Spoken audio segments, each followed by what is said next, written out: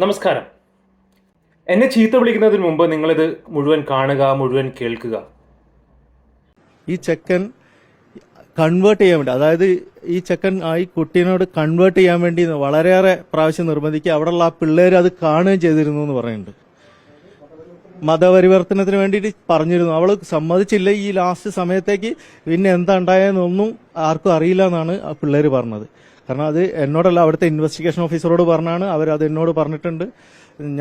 അതുപോലെ ഞാൻ ഈ വീഡിയോ ചെയ്യുന്നത് അവരുടെ ബുഹാരയിലുള്ള സുഹൃത്തുക്കളായിട്ട് സംസാരിച്ചിട്ടും പിന്നെ കുറച്ച് നാട്ടുകാരായിട്ട് സംസാരിച്ചിട്ടും കുറച്ച് ക്ലോസ് ഫ്രണ്ട്സൊക്കെ ആയിട്ട് സംസാരിച്ചതിന് ശേഷമാണ് ഈ വീഡിയോ ചെയ്യുന്നത്. ഫസ്റ്റ് ഓഫ് ഓൾ, ഇതൊരു കൊലപാതകമാണ്. അത് ചെയ്ത ആൾ തന്നെ കുറ്റം സമ്മതിച്ചിട്ടുണ്ട്. എൻ്റെ ഒരു പേഴ്സണൽ അഭിപ്രായത്തിൽ ഇന്ത്യയിലേക്ക് കൊണ്ടുവരിക, എന്നിട്ട് ഏറ്റവും കൂടിയ ശിക്ഷ തന്നെ മേടിച്ചു കൊടുക്കുക, അത് ഏത് വലിയ ശിക്ഷയായാലും. അതുപോലെ തന്നെ ഇതിൻ്റെ ഉത്തരവാദിത്തം ഇവരിൽ മാത്രം ഒതുങ്ങുന്നില്ല, നമ്മൾ സൊസൈറ്റിയിലുണ്ട്.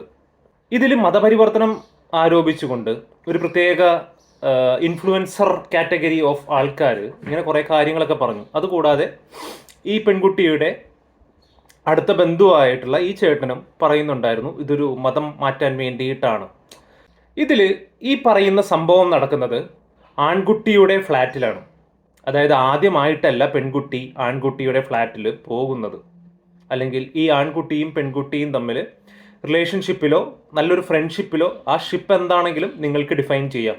മോശമാണെന്ന് ചിത്രീകരിക്കുന്ന ഒരു സമൂഹം ഉള്ളത് കൊണ്ടോ, അല്ലെങ്കിൽ ഇതൊക്കെ എന്തോ തെറ്റാണ് അല്ലെങ്കിൽ സംസ്കാരത്തിന് വിരുദ്ധമാണെന്ന് വിചാരിക്കുന്ന ഒരു വിഭാഗം ഉള്ളത് കൊണ്ടോ ആണ് ഇതൊക്കെ പലർക്കും മോശമായിട്ട് തോന്നുന്നതും ചിലപ്പോഴൊക്കെ ചിലർക്ക് കള്ളം പറയാൻ വേണ്ടി പ്രേരിപ്പിക്കുന്നതും. ഇങ്ങനെ ഒരു ഇഷ്യൂ ഉണ്ടെന്ന് ഞങ്ങൾ അറിഞ്ഞില്ല.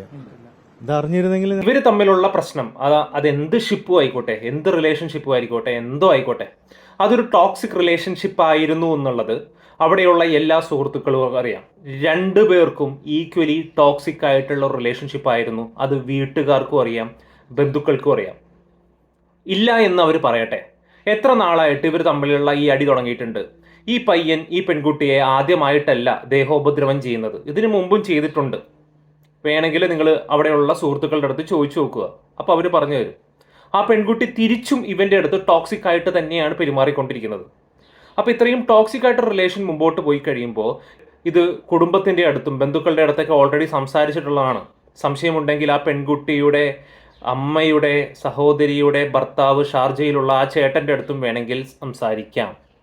അപ്പോൾ ഇതൊക്കെ അറിഞ്ഞുകൊണ്ട് മാത്രം ഇത് മതപരിവർത്തനമാണോ അല്ലയോ എന്നൊക്കെ നോക്കുക. 2, മതപരിവർത്തനം ആരോപിക്കുന്നുണ്ട്.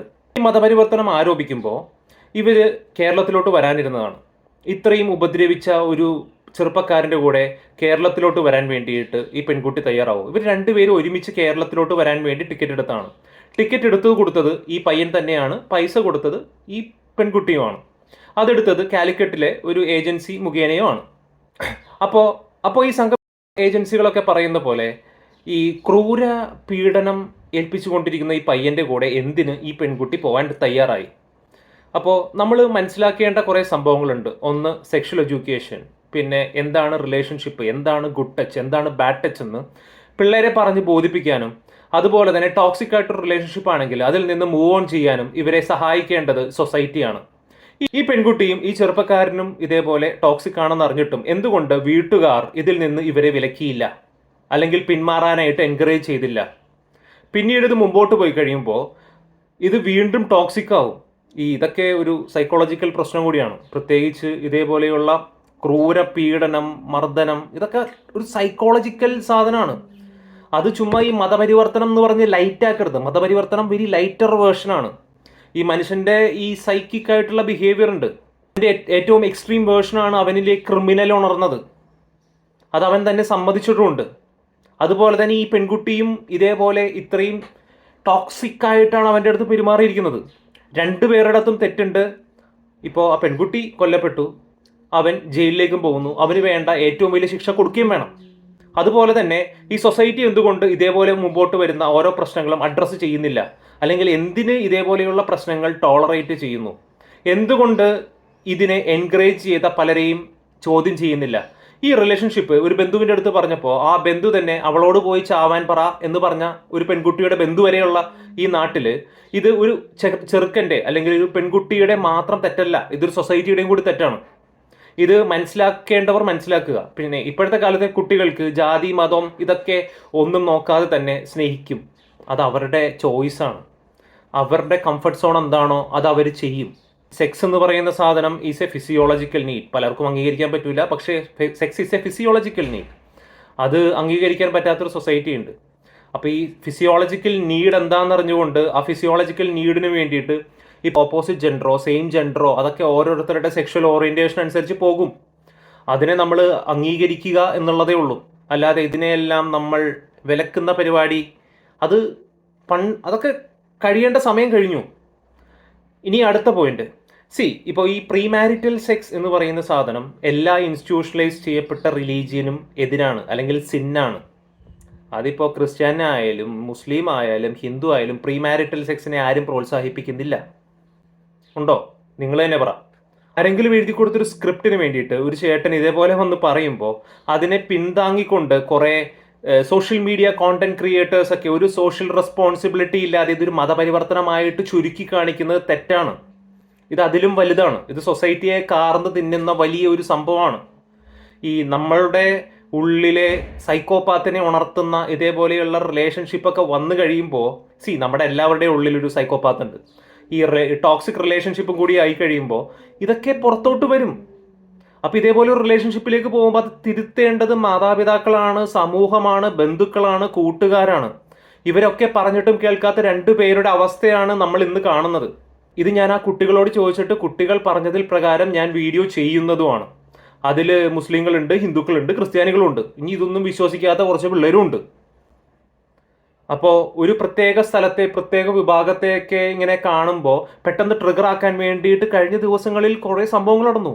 ഇപ്പോൾ പ്രധാനമന്ത്രിയെ കൊല്ലണം എന്ന് പറഞ്ഞുകൊണ്ട് വെള്ളിയാഴ്ച അറക്കും എന്ന് പറഞ്ഞ് താടി വെച്ചൊരു ചേട്ടൻ വന്നപ്പോൾ അതൊരു മുസ്ലിം വിഭാഗക്കാരനാണെന്ന് വിചാരിച്ചുകൊണ്ട് മുമ്പോട്ട് വന്ന കുറേ സംഭവങ്ങളുണ്ട്. പക്ഷെ അദ്ദേഹം ആയിരുന്നില്ല, തെറ്റിദ്ധരിപ്പിക്കാൻ വേണ്ടിയായിരുന്നു. പോലെയുള്ള സംഭവങ്ങൾ വരുമ്പോൾ ഇതൊക്കെ ബാക്ക് ചെയ്തുകൊണ്ട് കുറേ കോണ്ടന്റ് ക്രിയേറ്റേഴ്സ് വരുമ്പോൾ ആദ്യം നിഷ്കളങ്കരായ കുറേ ആളുകൾ ഇത് വിശ്വസിക്കും. പിന്നീട് ഇതിന്റെ സത്യം എന്താണെന്ന് ഇവർ തേടി പോകുന്നില്ല. അവർ കേൾക്കുന്നു, വിശ്വസിക്കുന്നു, പോകുന്നു. ഇതിനെയൊക്കെ തിരുത്താൻ വേണ്ടിയിട്ടാണ് നമ്മളെ പോലെയുള്ള കുറെ കോണ്ടന്റ് ക്രിയേറ്റേഴ്സ് വരുന്നത്. നിങ്ങളുടെ മതവും നിങ്ങളുടെ വിശ്വാസങ്ങളെല്ലാം നിങ്ങളുടെ പ്രൈവറ്റ് ആണ്. അത് നിങ്ങൾ സമൂഹത്തിലേക്ക് വലിച്ചിഴച്ച് സമൂഹത്തിൽ ഭിന്നിക്കുന്ന തരത്തിലുള്ള കാര്യങ്ങൾ മുമ്പോട്ട് വെക്കുന്നത് തെറ്റാണ് എന്ന് പറഞ്ഞുകൊണ്ട് ഇസ്ലാമിസ്റ്റുകൾ അല്ലെങ്കിൽ തീവ്ര ഇസ്ലാമിസ്റ്റുകളും തീവ്ര ഹിന്ദുക്കളും തീവ്ര ക്രിസ്ത്യാനികളും ജീവിക്കുന്ന സമൂഹത്തിൽ തന്നെയാണ് നമ്മൾ ജീവിക്കുന്നത്. ഇപ്പോൾ ഫുട്ബോൾ നടക്കുമ്പോൾ അതിൽ മതം തിരികുന്ന 2 പ്രമുഖ ചാനൽ കേരളത്തിൽ തന്നെയുണ്ട്.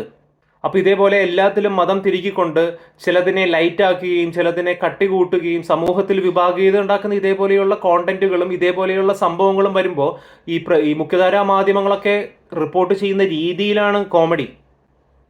അവരിങ്ങനെ പറഞ്ഞു, പക്ഷേ ശരിക്കും എന്താണ് സംഭവിച്ചതെന്ന് ഇവർ സംസാരിച്ചിട്ടുണ്ടോ? അല്ലെങ്കിൽ അവിടെയുള്ള ഒരു മലയാളി വിദ്യാർത്ഥിയുടെ അടുത്ത് ചോദിച്ചിട്ടുണ്ടോ? ഇപ്പം ഈ ബന്ധു തന്നെ അവിടെ ചെന്നതിന് ശേഷം ഏതെങ്കിലും ഒരു മലയാളി വിദ്യാർത്ഥിയോട് സംസാരിച്ചിരുന്നോ? ഇതിൻ്റെ അടുത്ത സുഹൃത്തുക്കളോട് സംസാരിച്ചിരുന്നോ? ഈ പെൺകുട്ടിയുടെ അടുത്ത സുഹൃത്തുക്കളോട് സംസാരിച്ചിരുന്നോ? ആൺകുട്ടിയുടെ അടുത്ത സുഹൃത്തുക്കളോട് സംസാരിച്ചിരുന്നോ? ഇവരുടെ സീനിയേഴ്സിൻ്റെ അടുത്ത് സംസാരിച്ചിരുന്നോ? ഏകദേശം 6 വർഷത്തോളം പഠിക്കുന്ന വിദ്യാർത്ഥികൾ അവിടെയുണ്ട്. ഇക്കൊല്ലം 16,000 പേരോളാണ് അവരെടുത്ത് വെച്ചിട്ടുള്ളത്. ഈ 16,000 എന്ന് ബന്ധു പറഞ്ഞ കണക്ക് തന്നെ തെറ്റാണ്. അവിടെ ഒരു 2000-ൽ താഴെ കുട്ടികളെ ഉള്ളൂ. പിന്നെ ഈ കണക്കുകൾ പറയുമ്പോൾ അങ്ങോട്ടും ഇങ്ങോട്ടൊക്കെ മിസ്റ്റേക്കുകൾ പറ്റും. പക്ഷേ ഇത് ആരെങ്കിലും എഴുതി കൊടുത്ത സ്ക്രിപ്റ്റൊക്കെ വന്ന് പറയുമ്പോൾ ഈ ഞങ്ങൾ പറയുന്ന പോലെ ഫസ്റ്റ് പറഞ്ഞു കഴിഞ്ഞാൽ നിങ്ങൾക്ക് ബെനിഫിറ്റ് ഉണ്ടാകും എന്നൊക്കെ ആരെങ്കിലുമൊക്കെ പറയുവാണെങ്കിൽ തന്നെ അതിൻ്റെ ബെനിഫിറ്റ് നിങ്ങളുടെ മക്കൾക്കും കിട്ടുമെന്ന് നിങ്ങൾ വിചാരിക്കും. പക്ഷെ കിട്ടില്ല. ഈ ഭിന്നത ഉണ്ടാക്കുന്ന ശബ്ദമാണ് ഇതൊക്കെ. മനസ്സിലാക്കേണ്ടവർ മനസ്സിലാക്കുക, അല്ലാത്തവർ ഇത് മനസ്സിലാക്കണ്ട. സമൂഹത്തിൽ എക്സ്ട്രീമിസ്റ്റുകളും ഉണ്ടാവും, സെക്യൂലറും ഉണ്ടാവും, പിന്നെ ലൈറ്റർ വേർഷനും ഉണ്ടാവും, എല്ലാ വേർഷനുകളും ഉണ്ടാവും. അതേപോലെ ഇറക്കുന്ന ഓരോ സ്ക്രിപ്റ്റുകളെയും പിന്താങ്ങിക്കൊണ്ടുവരുന്ന സോഷ്യൽ മീഡിയയിൽ ഒരു ക്രെഡിബിലിറ്റി ഇല്ലാത്ത പല പ്ലാറ്റ്ഫോമുകളും പിന്നെ കുറേ പോസ്റ്ററുകളും വാട്സപ്പ് യൂണിവേഴ്സിറ്റിയിലെ മെസ്സേജുകളും മുമ്പിലേക്ക് വരുമ്പോൾ നിങ്ങൾ നിങ്ങളുടെ നെക്സ്റ്റ് തലമുറയെ നിങ്ങൾ ഓർക്കുന്നില്ല എന്നും കൂടിയുണ്ട്.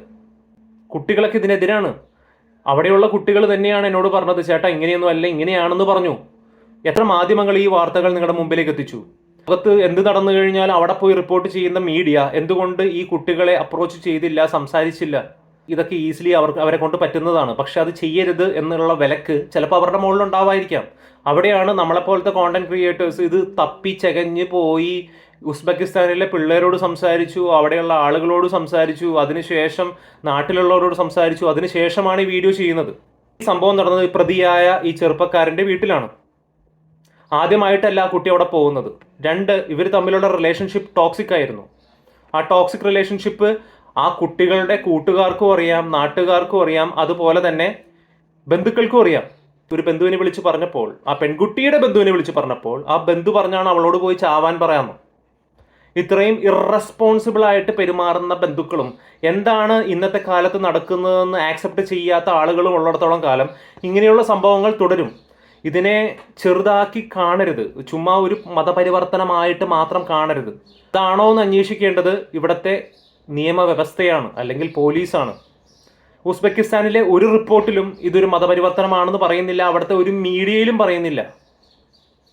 ഈ പറയുന്ന ബന്ധു പറഞ്ഞു എന്ന് പറഞ്ഞുകൊണ്ടാണ് നമ്മളുടെ മീഡിയയിൽ പ്രചരിക്കുന്നത്. ഈ മീഡിയയിൽ ഇത് പ്രചരിക്കുന്നു എന്ന് പറഞ്ഞുകൊണ്ടാണ് ഇവിടുത്തെ കോണ്ടന്റ് ക്രിയേറ്റേഴ്സ് ഇത് കോണ്ടന്റ് ആയിട്ട് ചെയ്യുന്നത്. എങ്ങോട്ടാണ് ഈ പോക്ക്? വീണ്ടും സന്ധിക്കും വരേക്കും വണക്കം.